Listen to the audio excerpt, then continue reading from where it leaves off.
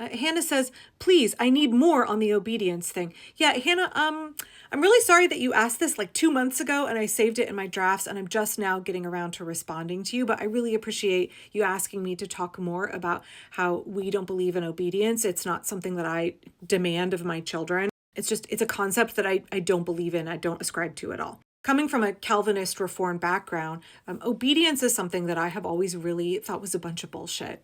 When my kids were really, really little, I would see other parents being like, you need to obey mommy, and just expecting their children to do what in evangelical circles is called first-time obedience, where children are expected to unquestioningly do whatever their parents demand of them. Obedience must be swift and it must be complete. Children must subjugate their own will. They must not question. They must not have any level of critical thinking at all. They must just unquestioningly do what an authority figure tells them. There should not be any hesitation, and children are punished often severely for what is perceived as disobedience. To have your child labeled as a disobedient child is just like, it's a real bad scene. It's seen as a moral failing of the parent for being unable to coerce obedience out of a child. And the child is seen as sinful and willful. Even when I was a Presbyterian, a part of the Presbyterian Church in America, it never made sense to me to raise our children, to punish them, to condition them, to abandon their critical thinking skills. I want my children to question. I don't want them to blindly follow authority. And you could argue that a lot of what is happening in Trump's America has to do with the way the Evangelical Church raises their children. Ignore your common sense, ignore your conscience. Ignore your own good judgment. If somebody is placed in authority over you, you do what they say without question. Evangelical America has been groomed since infancy to submit to authoritarian dictators, to subjugate their own will, and to abandon their own good judgment. But I never wanted that for my kids. First of all, I was a very willful child, and my parents were big fans of James Dobson, right? The strong-willed child.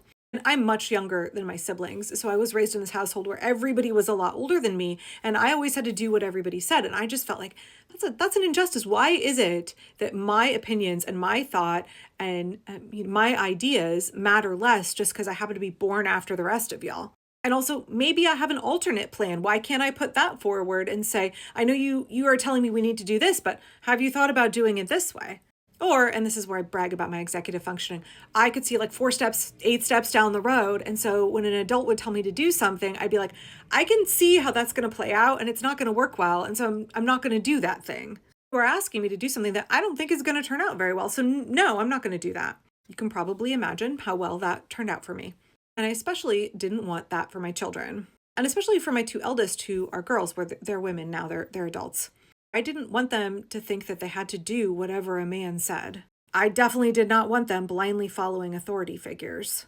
I didn't want them to abandon their good judgment and subjugate their own will to do something that somebody is demanding of them. I wanted them to question, to challenge, to push back, to have their own ideas, to bring their perspective to play. And obviously the same thing is true of my sons as well. And I think this comes down to whether we see children as fully human or not. Because the only way to get somebody to give you perfect, unquestioning obedience is through coercive control. Children are meant to test the boundaries. That's how they learn about the world, right? They question, they challenge, they push back. Obedience really kills a child's curiosity, really deprives them of a chance to advocate for themselves, to put forward new ideas, to expand their horizons. Like, yeah, it's more work if you say, hey, it's time to go to the library now. And your child pushes back and is like, I don't want to go to the library now. I want to keep playing with my Legos for a while. And then you have to have this back and forth. Okay, well, how much longer do you need until you're done playing with your Legos? If they're a little kid, they might be like, oh, I don't know, 6 hours. You're like, how about 30 minutes? They're like, how about 3 hours? Well, if you take that long, then the library will be closed and we won't get a chance to go today. And I know you really wanted to pick up your 3 books that are on hold. So how about 30 minutes? And then your kid will say, okay. And then you say, great, I'm going to set a timer. When that goes off, we're going to get our socks and shoes on. We're going to load in the car and we're going to go. That takes longer. That takes more effort. That takes communication. That takes a relationship. That takes parenting skills. You have to enter into a negotiation with your child. And you see how your child is skill building during that exchange. They're thinking about how they are using their time during the day. They're thinking about going back and forth and how to negotiate for themselves. This is how children learn. This is parenting. And we deprive our child of that chance for growth if we say, it's time to get in the car, we're going to the library now. And your kid's like, no, I don't want to go. And you're like, you're being disobedient. And then you like roll out a punishment. I've always wanted my kids to be able to advocate for themselves. Frequently, when I will put forth a plan, if my kid is like, I don't want to do that, I'll say, okay, well, what's your pitch? Tell me your alternate plan. Sell it to me. Try and convince me that we should do something else. Because that's having a relationship with another person who lives in your household, right? They are not an object. They are not an extension of you. They're not your property. They're not like a dog. They're not a pet. They're another human being that is trying to learn how to have relationships with people and navigate the world. Like, I wouldn't expect obedience out of my spouse, and he wouldn't expect it out of me. Personally, this has been one of the best things that I have done for my parenting, is just chuck this concept completely out the door. And I think it has helped me raise kids who know their mind and can advocate for themselves, and who cannot be steamrolled, and who do not just blindly do something because somebody who is in power over them tells them to do it. I think that getting rid of the concept of obedience helps you raise more ethical children. You are raising people who will have a stronger moral compass, who will not only know their own mind, but they will have thought through the consequences of their actions. Isn't that our goal with parenting? We want to raise ethical, functional adults. And the logical extension of this, we don't believe in obedience, is we don't believe in punishment. I've not always done entirely perfectly.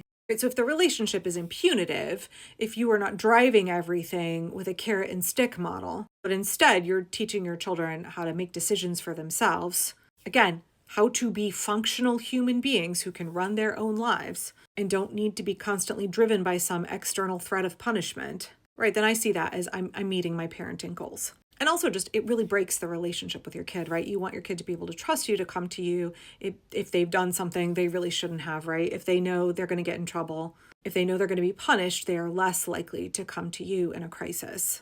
And also, punishment just makes kids sneak and hide. They will still do all of the things that children do. They will just try and hide it from you. So demanding obedience and then doling out punishment if you don't get it, that doesn't actually make your children obedient. It makes them really good at sneaking and lying, really good at hiding, and instills a lot of shame in them. And I just see both of these concepts, obedience and punishment, as really antithetical to my goals of raising well-adjusted people who can function in their lives. People who don't need to go to therapy to recover from their childhoods. Right, like no shame in going to therapy. They might need to go to therapy for other things, or there might have been other external factors that made their childhoods difficult, but it won't be because of me. It really does take a shift in your mindset, though, especially if you were raised in evangelical culture, to figure out what it looks like to have a relationship with somebody where this dynamic is not at play. And if you can borrow from maybe a really close friendship that you have, or your relationship with your spouse, say, how can I apply that dynamic to my relationship with my child? Or I may be an authority figure, but really I'm like a mentor, a facilitator. I'm helping my child learn how to navigate the world, how to have functional human relationships, how to think critically. So how do I have that kind of a relationship that is independent of this concept? What are the ways I would talk to my spouse or my friend in order to help them understand something new? What would a teacher do? I'm still an authority figure. I'm still a guide, but I don't have to demand obedience in order to teach. What I really want to teach my child is how to think for themselves, how to be independent, how to make their own good decisions, how to know their own mind. I hope that helped answer your question a little bit, Hannah. If you need more specific examples, or anybody else does, let me know.